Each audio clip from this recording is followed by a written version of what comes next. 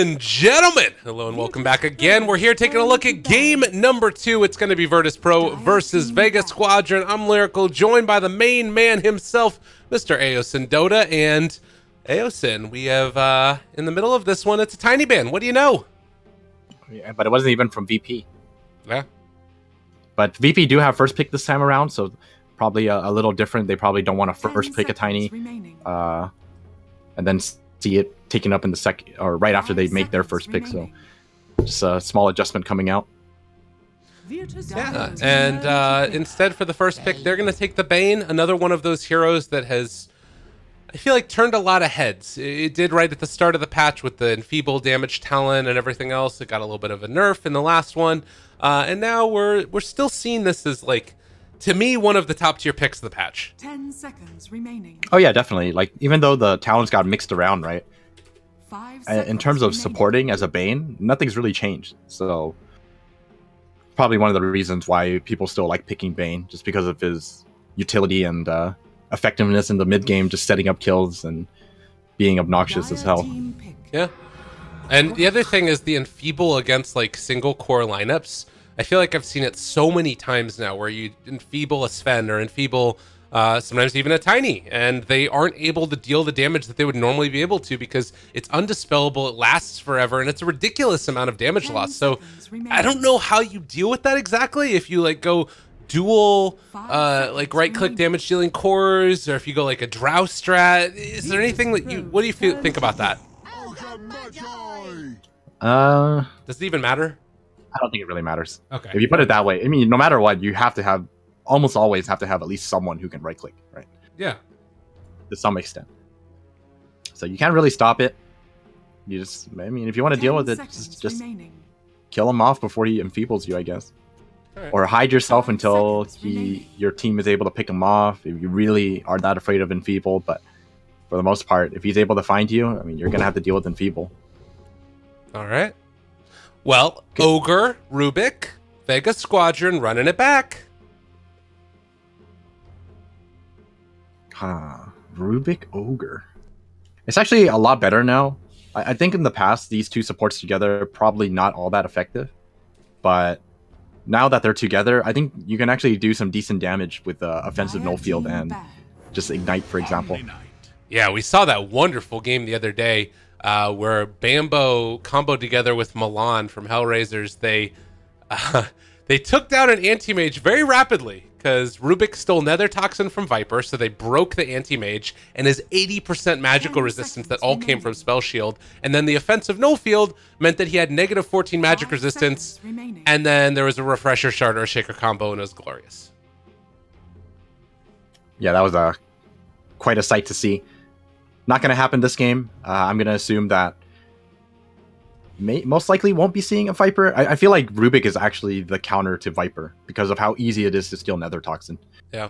Virtus.pro's turn. And then you just disable his own Nether skin, and then it makes it a lot easier to deal with Viper. It's kind of crazy how effective it was in that game, and I think that the other one that's kind of interesting here is Virtus.pro picking an Omni Knight into a Rubik. Another one of those heroes that Rubik just loves to go against. Yeah, definitely agree with that. One way to deal with it, though, is if you have a hero that has extremely high mobility, you can just kill off a Rubik before he's even able to do anything in a team fight. So we might, keep an eye out for heroes like Storm, for example. Really, really effective against a hero like Rubik because you're usually in a position where you can just kill him in one pull.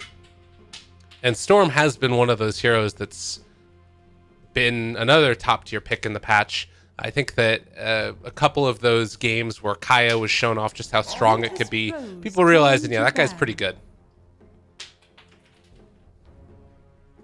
I feel like Kaya might actually get nerfed just because of Storm Spirit. Really? Yeah, that's my guess. I've seen it a couple of times on a few other heroes, and it never quite feels as strong. Omni Knight, actually, I've seen him build it a few times, which I thought was kind of cool. Yeah, I can see it being pretty decent for Omni Knight. Another hero that has makes very, very good use of it is Tinker. Tinker and Storm both get a lot out of it. Seems good. Well, they ban out the Spirit Breaker. Another one of those heroes that's good at shutting down the distance between him and a Rubik. Earth Spirit also going to be banned out. What do you think about the Omni Knight taken this early in the draft? Do you think it's at all a worry that they're going to have time to pick against it? Or do you think that, like, what's the downside of taking an Omni this early? I feel like that's kind of the strength of Omni this patch. It's that there really is not much you can deal or do about it because of the changes to Dispel. Like, now that Diffusal Blade is out of the picture in terms of being able to remove Guardian Angel, you're limited to Necro Book 3 and a Nullifier.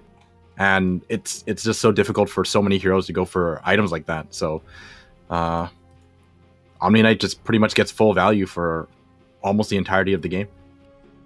Yeah, I wouldn't mind seeing like a... I mean, that's the thing that's unfortunate is Brewmaster already banned out because Dispel Magic always felt like it was such a good answer to Omni Knight. But Brew, very much gone, and they're going to be taking the Centaur. So an Afterlife Centaur most likely. Do you like this hero this patch? I'm not sold. I think the hero's fine. But I also agree with you that I'm not the biggest fan of it simply because it's nothing flashy. It's not like it's just overall an average hero. You know, it has a great disable. It has a great ultimate that helps you kind of like run at people or disengage, for example. So he has his utility, but he doesn't like. He's not like a Tide Hunter, right? Where you just have this game-changing ultimate. Yeah. Well, and the other problem that you sometimes run into with the Centaur is, one, his laning stage being really rough, and two, that if he doesn't get into that blink dagger at a decent timing, then you don't really have the greatest initiation. And a Night Stalker is great at being able to punish both of that. Having a rough laning stage means that Night Stalker can maybe find kills, and I don't know. I feel like this Night Stalker pick is going to be a little bit tough for Vega to deal with. Yeah, I think they're trying to make it so that this Rubik is not gonna... I mean, it's not just a Rubik. It's like the Centaur needs to blink and hoof stomp in order to initiate. If you limit his vision, it's just so difficult for him to actually find that opening. And similar to the Rubik, he's not going to be able to steal the spells he needs if he doesn't have sight of what he needs to see. All right. Well, Queen of Pain for Vega. This is a G classic. I feel like I've seen him play this hero more than any other hero in the game. 5 seconds. That's actually true, huh? Yeah, man. It's all over it. But will it end up being the right pick this time? He doesn't know who he's going against either. Is there anybody that just like destroys Queen of Pain in the mid lane? Dragon Knight. Well, it's I don't think it's Dragon Knight, but I mean, he's good against her, but it doesn't destroy her. You know, if you want to destroy her, you go for something like I think Puck is really good. Yeah. Silencer is really good. 10 seconds. So do you think this is going to be a dual lane of Omni Knight Night Stalker together? 5 seconds remaining. Omni Knight Night Stalker together? Yeah, I think I can definitely see that working out. They'll have to pick a safe laner for Ramses that doesn't need much help. What do you mean? They got Bane already.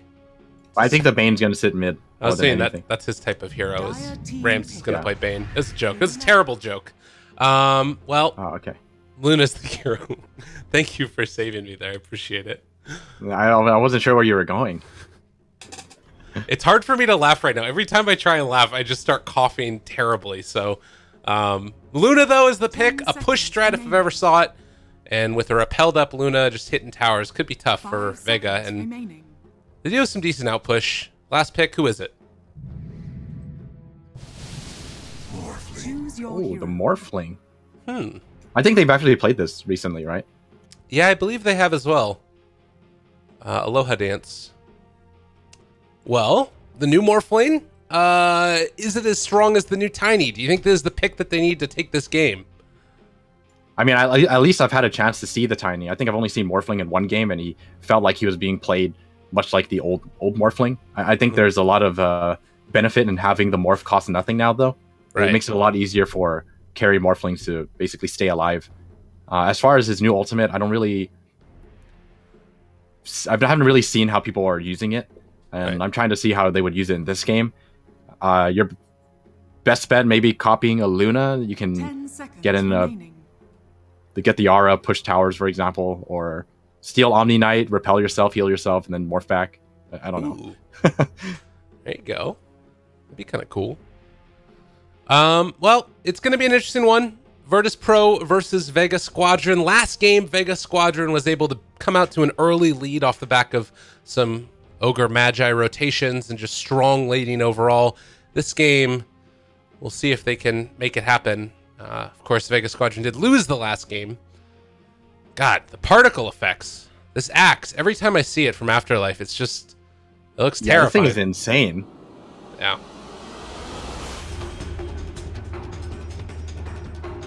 So I think for the most part, we're probably just going to see a Luna 1v1 a Centaur. I don't think she has many issues with that one.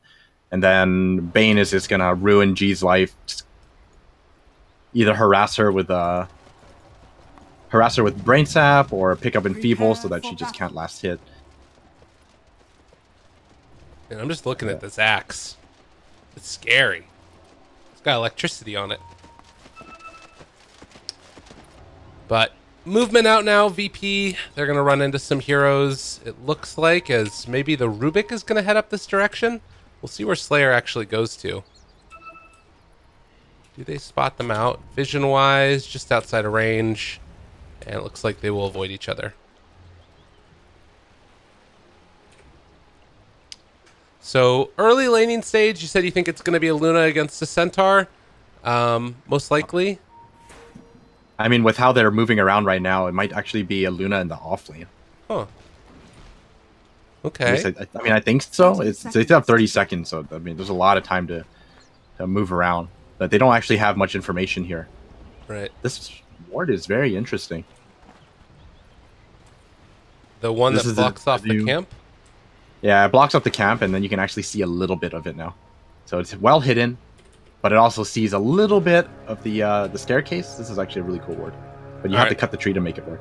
Okay. The battle begins. Going to be able to push back the Bane for now. And it looks like Morphling is going to TP up to the top lane, where he is going to run into an Omni Knight. So they're switching it back up. Luna immediately going to TP top now, so musical lanes will continue. Yeah, that is a cool ward, though. Get a little bit of extra vision there. Nifty. So yeah, Bane in the mid lane. Takes Enfeeble. Oh man, this is the most annoying thing. Ugh. Oh, he takes Scream at level 1 just to CS. God, and he can't even get those range creeps and stuff. This is very frustrating. Hit the timing. Oh my god. That is awful. It's like... Is it less than Techie's damage? I think it is less than Techie's damage. It's 29 damage. It's pretty bad. It's level 1 Enfeeble. Gotta go practice but with Solo the already kobolds. leaving the lane. Bullying Slayer right now. God, Yeah. Bane. 66 damage and 310 movement speed at level 1. Yeah. This hero is nuts. So hard to deal with. And he can just enfeeble the people in this lane too if he wants to. Just go up there and get Morphling. Why not? Ryu gonna have to switch over some of his stats, and well, he is just tickling the Bane at this point. 28 damage. God. Couple punches, they're trading hits. God dang, Morphling is taking a lot of damage as well. The sort of lone person that's having a good time here so far is going to be the Ogre, who's actually able to punch him a few times and stay survivable, but not easy. Other lanes, do you expect to see any kills or anything going on? Is there any possibility for that, or is it pretty much all top? I think an Omni Knight can actually kill a Centaur, but it's not exactly a high chance. He can do it, but I don't think Afterlife is going to allow that to happen. And mid lane, Queen of Pain can kill a DK, but once again, also kind of low chance. Not very easy. TPs or blinks in, breaks a salve. But yeah, with the second point in Dragon Blood and bringing out a second salve, I don't really expect much to happen. Solo does still hold on to Brain Sap. Be unlikely that they can find that kill. Luna able to get the CS. We also saw Lil get both of the bounty runes, so he's pretty happy about that. Level 2.5 versus the almost level 2 Ogre. Pretty big deal, that one there. Yeah, they're doing a good job in maintaining their farm and levels in this off lane as a tri lane too. Because Night Stalker isn't exactly the greatest in a tri lane. He doesn't offer much in the first 4 minutes of the game. It's not nighttime, and all he's really got is Void. He does have boots though, so he does a bit of damage and has a little bit of armor to harass with, but that's just about it. I wonder if he's gonna like go arcanes in this lane to help out the rest of his team. It feels weird, but he's already got a ton of gold with those bounty runes. Maybe not. Good Pasha, just running after Afterlife. Yeah. So all lanes right now being won by VP pretty much. G is 12-4 versus the 18-2. They're gonna get the lift back onto Lil here. He is fine for now though, and well, it's almost nighttime too. The real you, he could be in trouble. They find first blood by the ogre, and now the switching over to strength form. Real you making it work, trying to get away now from Ramses, who's still dealing the damage over time. Switching over, he's very tanky and has another waveform. And they'll actually be able to keep Solo alive for now. Doesn't have another brain sap. They're trying to find the finish, but it's not happening. Slayer going underneath the tower. It doesn't work. He has to run away now, and this is the ogre being fully wrapped around upon. They've got him trapped, and they take him down, but it was still first blood going to the ogre.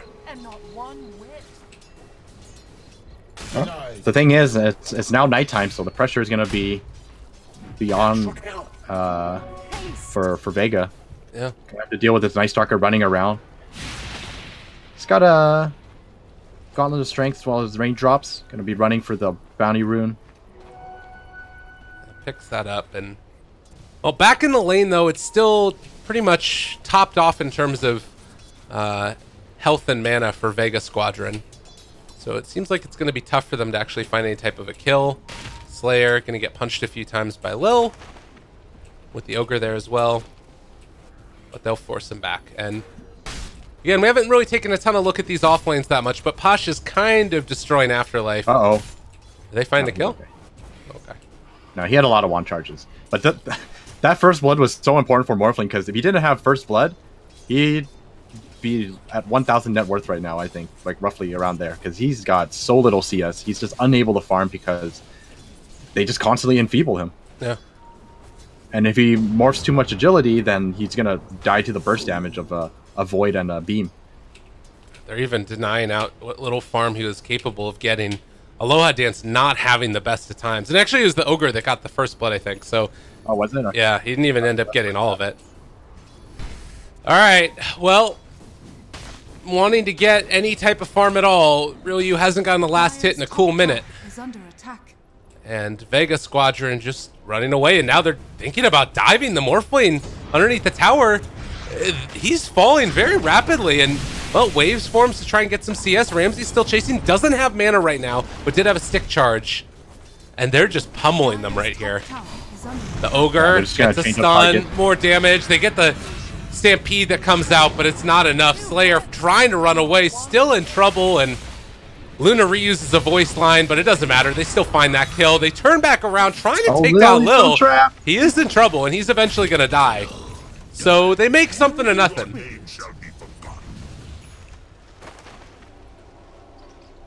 But this is... Man, Pasha is level 6.5, well over 6.5 right now. And...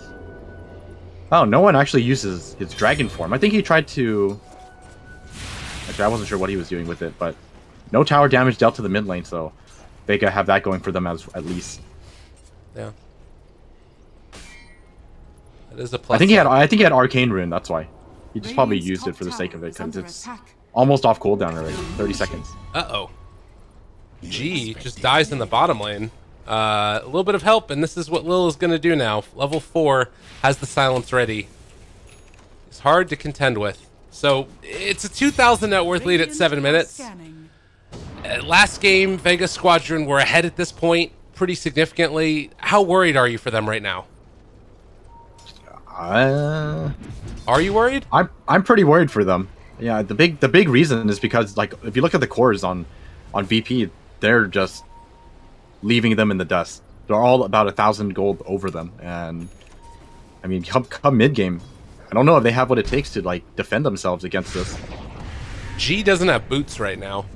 And they are going to be moving in for this gank. They don't quite have level 6 on Ramses. Solo might be the one that ends up getting punished here. They have Sonic Wave available. Connects onto 2. The big plays coming through. Can they kill him off? Ramses going to die. G is the one that gets the finish there. As Solo able to TP away, maybe?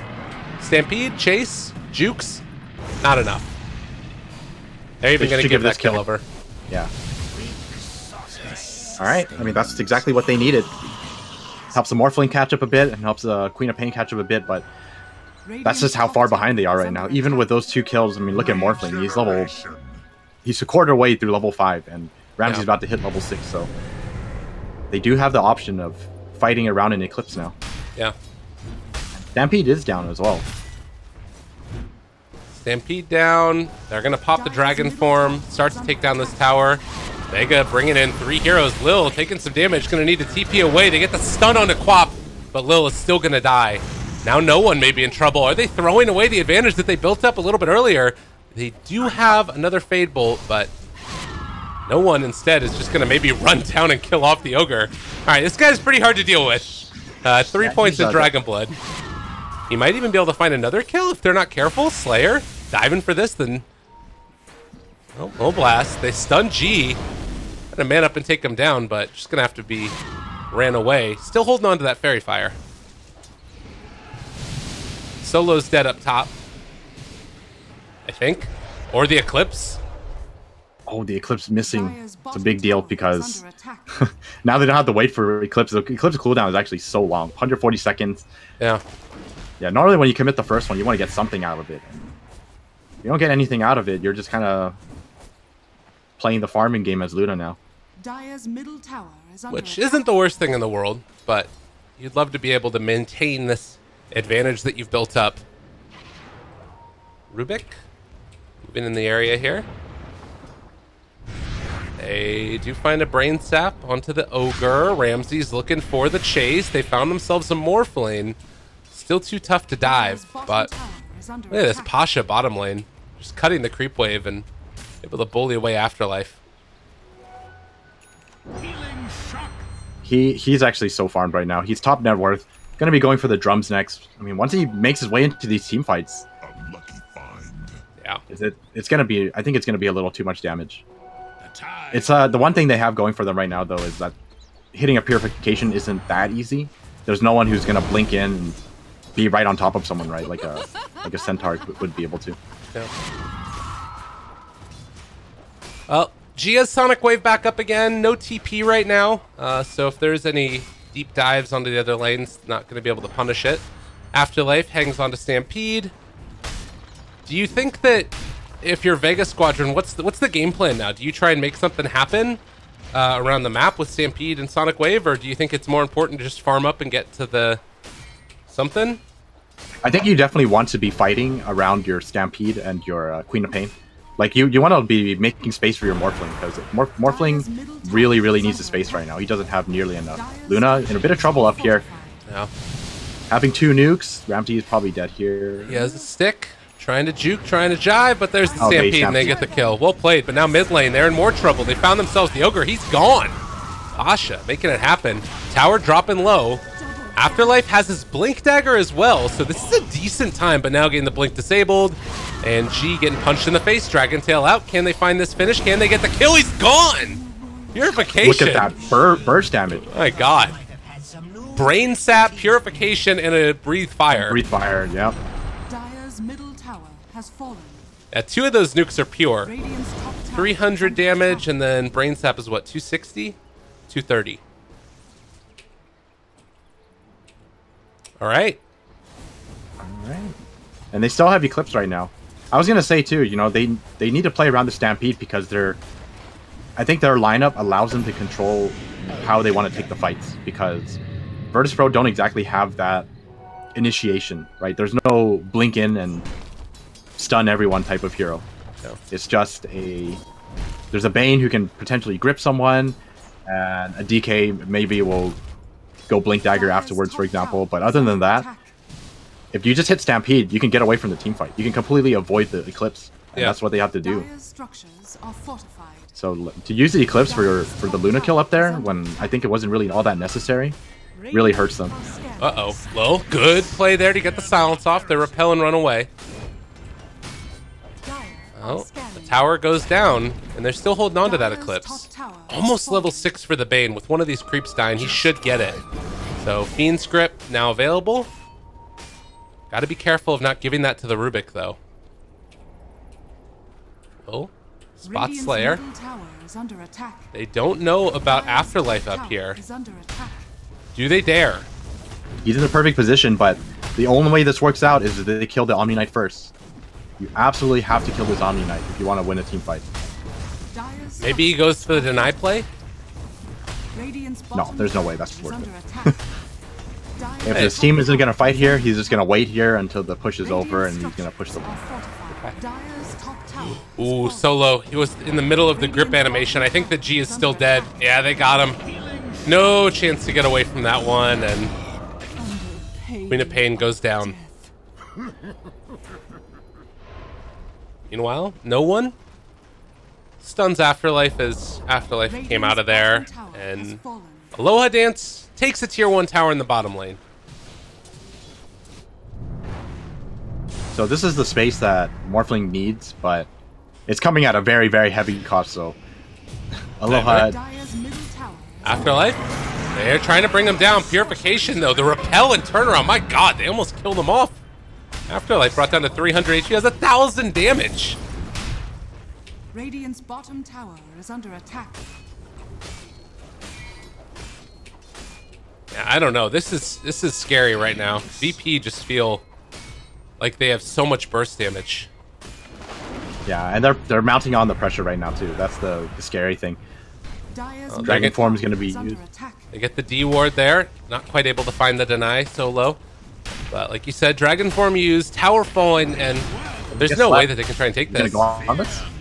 Oh no, stun. It's going to be there onto the Ogre. It's a scary hero to go on, but there's no chance for a turnaround. Like, Morphling, he's down here pushing. They don't even have the Luna with them. Ramsey's just happy just farming away. Oh, is he going to chase him? He's going to chase him. They're trying to find him right now. Nice Stalker. Well, almost there. In the area. Stun. Not quite there. So, the Morphling gets away, but all of the tier 2 towers except for bottom are taken, where it looks like VP are trying to set up on it. Solo? Oh, Solo? You just grips him. Might have been worth it to take the sleep first, as... Well, the Ogre is in trouble. Hoof Stomp onto 2. Not bad. Repel used, though, and now trying to turn this back around. Can they make it work? They're putting the sleep onto the Centaur. But he slept. Oh, my God. And he can't get it off. That's really unfortunate. Afterlife gets away, but the Ogre ends up going down, and now tier 1 tower fallen. It's, you agree. I agree with what you were saying. They don't have the items that they need to make this work. Like, right now, G is getting this. Oh, Sonic Wave, it comes out. It's in time. They find the kill. Rubik also stole Guardian Angels. Oh, look, he morphed into Omni. See? All right. Time to run away. Rail U, they jump forward. Another stun from no one. They get the stun onto 2 of them. That's going to be another kill. Ramses trying to chase here. Oh, Aloha Dance has nothing left. He has no mana. TP is up in 5 seconds. Yeah, he did get the bounty rune at least, though. They have Dragon Tail. This is a dead Morphling. Yeah, he has a blink as well. Sure.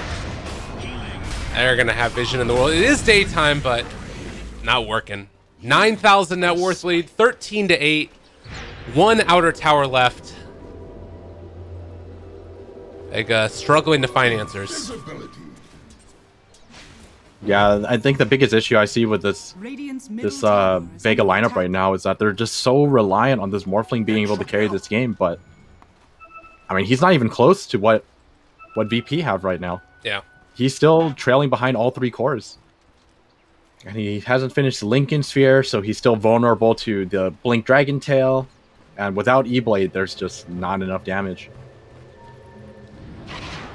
All right. Dragon Knight, Armlet done. Solo, he's a monster. Bottom lane is pushing in from Afterlife, but Ramses will be here to push it back out again. And he has a Yasha completed. Trying to get in towards that Manta style. And once these tier 3s start falling, the barracks will be very shortly afterwards, because Luna hits that dang hard. I don't know, Steven. Where do you go here if you're Vega? What's the play? You really want to find pickoffs if possible with your Centaur and your Queen of Pain. Like, you need both of these heroes to do the damage, but she doesn't have Sonic Wave yet. Maybe after you have Sonic Wave, it might be time to find some smokes or buy some smokes and then try to find this Luna that's been playing by herself pretty much the entire time and then kill her instead. Because right now, VP are just running around as 4, and there's not much they can do about it. Well, the smoke and the movement into the jungle. Maybe they're trying to find Ramses. No, they're going for Roche. Okay, this is a decent play. They just finished the medallion on Afterlife. Gonna see if they can sneak this one. In the meantime, VP pushing the bottom tier 2 tower. They should realize what's happening right now. They're running out of the pit. They're scared. Oh, no. All right. What was it that scared them? Just that they're going to go high ground and they're not going to get it quick enough? No, it's the fact that VP backed up and they smoked the 3 of the heroes behind the Dragon Knight. And then they weren't sure whether or not Dragon Knight was by himself or not anymore. They assumed that the 3 of them were actually running towards the Roshan pit. I think that's what happened. Rather unfortunate. It would have been such a good play for them just to go for that, but mid lane. He's killed most likely. Afterlife looking for the turnaround. Is it going to happen? No, he didn't break the Fiend script, and G gets brought down. 45 seconds. Repel, yeah. And yeah, now they're just going to go for Roshan. Just still very much in control, and no one. Top net worth still as a DK that's been running around with his team. I don't know how this guy farms so fast, but he's going to finish his BKB shortly. I'm going to assume that's what he's going to be going for. Yeah. And the Luna is ready to fight. Get into the pit, and they're like, hey, Roche has slowed up a little bit for us. It's already a little bit down. Perfect.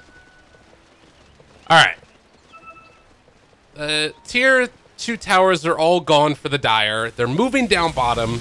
Have Afterlife in the area here. He gets hit by the Spirit Vessel, but was still able to get the blink off. And with that, I guess that they're comfortable just waiting around, pushing out the lanes.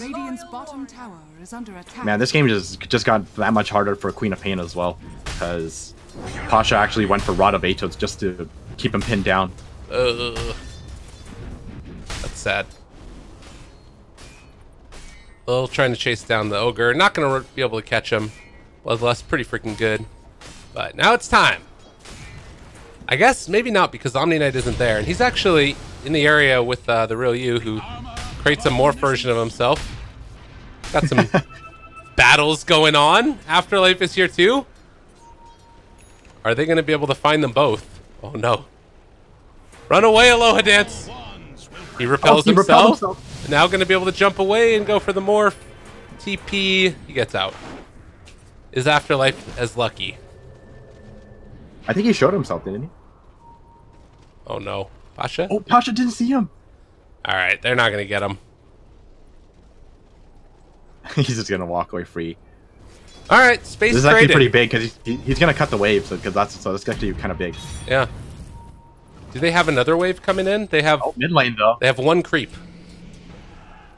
Yeah, they're leaving it. They don't want to go for it. So they're going with their one creep, this catapult. It's the only one. It's the perfect creep. Yeah. And they got the perfect hero to protect it with. Is that BKB flying out? Yeah, BKB on no one. This is it. They also have a fortification, so they can keep it alive if they try and blow it up. Alright, tower fallen. It's Bloodlust, but it's down. Ramses hitting pretty hard. Still has the Aegis in hand. And they are going to be able to get down some Enfeeble and some Sleep. That's a jump forward. That's a dead Ogre. Now they have creeps still in the base, so they can move over to the mid lane, where this tower is starting to fall down next. Stolen Purification and the Dragon formed Rubik. Not bad. I think it's a little too late. Steven, it's not looking good. It ain't looking good. I'm pretty sure this is over. There's no way this Morphling has enough time to carry this game. middle barracks. They just lost 2 racks, and they weren't even able to put up a fight, and VP just walk away. All right, smoke. Here we go. The comeback begins now. And the biggest issue is there's no game-winning hero here. There's just not enough damage. Yeah. Honestly, VP are far enough ahead that probably like half their team can just press attack, click on one space, and go AFK and still win the game. This ain't easy. This is feeling like a mighty rough game.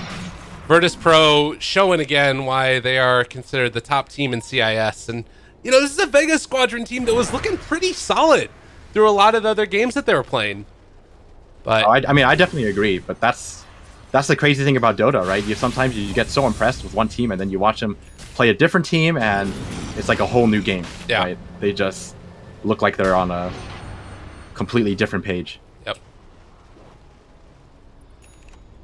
Well, like look at Pasha. He's buying Dagon. Like, yeah, he doesn't care. Because why not? Right? It's not like it's a bad item. It's just something you don't normally see from Omni because utility is usually better, but that's the position they're in. They're just so far ahead, and they're against a Morphling as well, right? Dagon is one of the best items against Morphling. I mean, less so now because there's no replicate, but it's still... I mean, it's not even that, right? It's because normally he's going to be sitting on a ton of agility, right? Oh, okay, I see what you mean. If you look at their lineup, they have so much burst damage. Look at Pasha. He's just playing with Afterlife. He's just like, I need to get to my team. See ya. Yep. All right, Ramses is taking down this tower. One final last hurrah. They jump forward. They get the stun off. A secondary stun. They want to bring down no one. If they can find the kill, that's pretty good. Oh, he got him. All right, really you? Look at this. They've got a replicate of the Luna. Oh no, she's gotten killed though. Morphling's dead. Dagon getting the value that they need, and G gonna be able to kill off a couple of these Luna illusions. So, all right, no one ends up going down. They chase forward for solo now. Aegis gets reclaimed. I think no one should buy back here. They blink into all of them. Solo, still living. They chase forward with the real you. They end up finding the kill, and all right, go that way. They lose 2. While it was happening, though, it's still the tier 3 tower gone, and Barracks taking some damage as well. But VP, not invincible. That was a good recognition by Vega. They spotted out Pasha. They know that he can't get there in time, so they blow up the DK as fast as they can. Turns out they do have enough damage if he doesn't get off the BKB. No.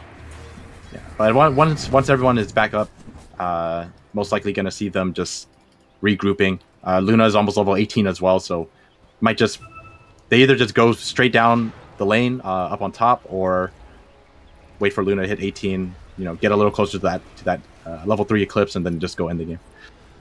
I guess the other thing is you mentioned Pasha not being there means that no one's just dies. He does have his dragon form again though, so this to me feels like it's more of the real push. I really don't think that it matters at all that no one died. And that solo died. I think it's I think so too. I mean, they would have to basically feed themselves like 3 more times for this game to kind of become even again. Like Pasha just makes their entire team invincible. All right, Ramses. He's hitting. There's a stun. Not bad way to start this one, but there's going to be the Guardian Angel. Aloha Dance dies to the Glaives. G is dying to every damn thing, and GG is called as soon as that happens. Game over. VP will eliminate Vega Squadron from the Summit 8 qualifiers, and they got a date with Na'Vi in a couple of days. Actually, tomorrow. Well, this is kind of Virtus.pro showing, they wanted that invite. Unfortunately, some miscommunication putting them through this qualifiers. I think they're actually the kind of team that's like trying to make that statement, like, guys, let's stop joking around. We should have been invited, and that's kind of how they're playing right now. Well, and they felt to me like the strongest team by far out of everybody from CIS. It still is a possibility, I think, that Na'Vi could do something against them tomorrow. How do you rate Na'Vi's chances? You've got to see a decent amount of the Na'Vi games recently, right? I have. I think Na'Vi is definitely showing like a ton of improvement this season. This is like the best they've ever been in the past. I don't know, couple of years. Yeah, but it's just so hard to tell when you're up against Virtus.pro. I honestly believe that Virtus.pro are going to 2-0 them, or is it best of 5? Yeah. So yeah, you think they're going to 2-0 them in a best of 5? I think they're going to 3-0 them in a best of 5. That's how I feel about Virtus.pro right now. But Virtus.pro is so good they can win a best of 5 in 2 games. With it, yeah. I'm with you. Virtus.pro for you. It's pretty rough. I guess there's not really that much more to say about it. I guess the other thing that I want to talk about is the Tiny play. Do you think that we're going to see him banned out pretty much the whole time next games tomorrow? I think we're going to see more and more Tiny bans in the future. Okay. At least until people figure out how to deal with it. All right. Because I think right now it's kind of like in that early stage where people can definitely see its strength, right? But they haven't played against it enough to really know like what his weaknesses are. So apart from the 0 armor, so maybe we'll see more TAs or something like that. Could be a thing that happens. Well, ladies and gentlemen, thank you all so much for tuning in for this one. It's been an absolute pleasure casting all of these games. EU qualifiers finished just the other day.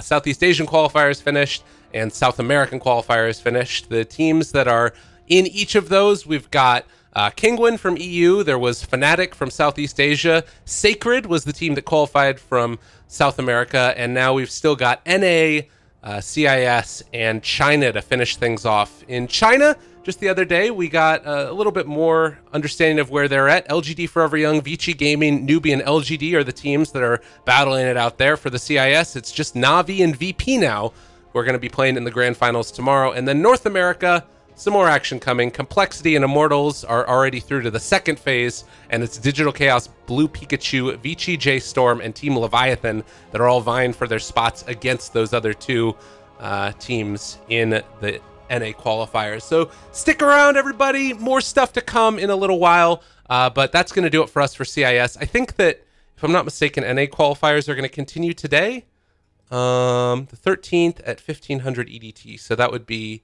at noon. So they should be starting in about 15 minutes, if I'm not mistaken. Digital Chaos versus Blue Pikachu and Vici J Storm versus Team Leviathan. So tune into that one if you want to. I'm going to bring down the stream now for CIS Dotes, and we'll see you tomorrow for Grand Finals, VP versus Navi. See y'all then.